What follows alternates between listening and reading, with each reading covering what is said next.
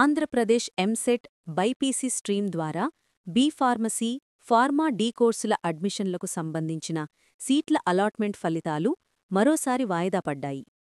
EAMCET board తాజా ప్రకటన ప్రకారం ఈ ఫలితాలను ఈరోజు అక్టోబర్ 24 సాయంత్రం 6 గంటలకు విడుదల చేయనున్నారు.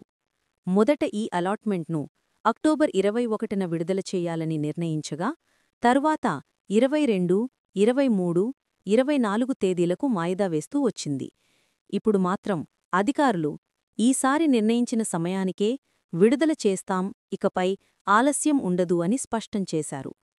అలాట్మెంట్ ప్రక్రియ ఆలస్యం కావటం వలన సెల్ఫ్ రిపోర్టింగ్ గడువు కూడా ఆటోమేటిక్గా వాయిదా పడింది. అభ్యర్థులు తమకు కేటాయించిన కళాశాలలో రిపోర్ట్ చేసే తేదీలను అలాట్మెంట్ విడుదలైన తర్వాత అధికారిక వెబ్సైట్లో అప్డేట్ చేస్తారు. ఇక సెకండ్ ఫేజ్ కౌన్సిలింగ్ మునుపటి షెడ్యూల్ ప్రకారం అక్టోబర్ 25 నుంచి ప్రారంభం కావాల్సి ఉండగా, ఫస్ట్ ఫేజ్ ఆలస్యం కారణంగా ఆ ప్రక్రియ కూడా వాయిదా పడే అవకాశం ఉంది. అధికారులు, అభ్యర్థులు కంగారు పడకుండా అధికారిక వెబ్సైట్ను మాత్రమే ఫాలో కావాలని సూచించారు.